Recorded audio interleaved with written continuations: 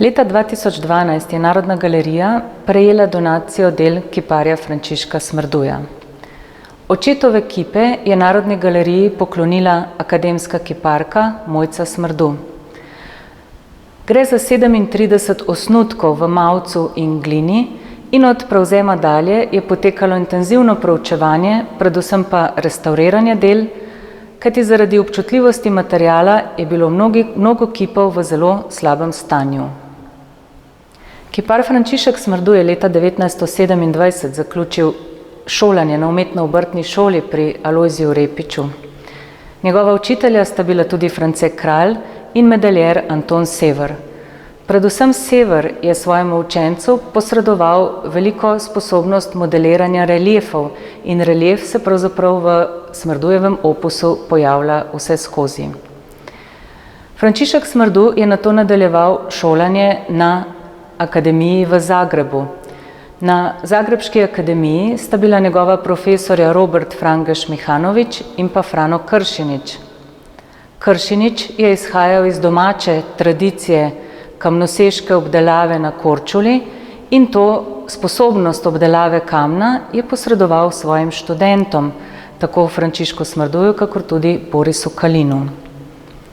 Smrdu je nato leta 1933 zaključil specialko pri profesorju Ivanu Meštroviću in Meštrović je nanj močno vplival, predvsem v delih iz 30 let, predvsem pri moških portretih. Bil je član skupine Neodvisni, umetniške skupine, ki se je združila leta 1937 in so upodabljali predvsem realistične figure, ženske akte, ter se naslanjali na francoske vzore. Najljubši jim je bil francoski kipar Aristide Maillol. Od leta 1946 dalje ter do svoje smrti leta 1964 je bil profesor na novoustanovljeni Ljubljanski akademiji.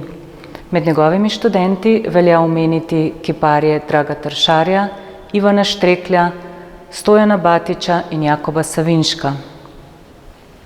Smrdu je avtor številnih javnih spomenikov, med katerimi velja omeniti spomenik ilegalcev v Ljubljani, spomenik kraškim borcem v Postojni, spomenik žrtvam NOB v Domžalah, pa tudi portret Ivana Cankarja na Rožniku ter monumentalni spomenik Francetu Prešernu v Kranju.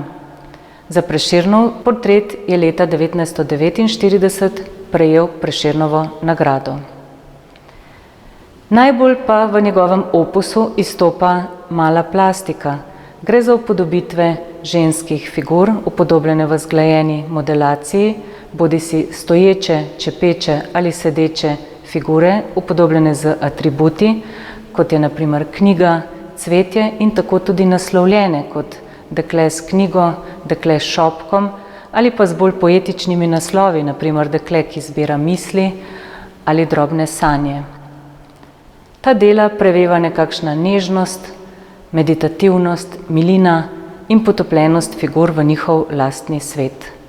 Opus Frančiška Smrduja tako zaznamuje nekakšna dvojnost, na eni strani herojska monumentalna dela, na drugi strani pa ateljejsko poetična mala plastika in s temi deli je kipar zapisan v brezčasje.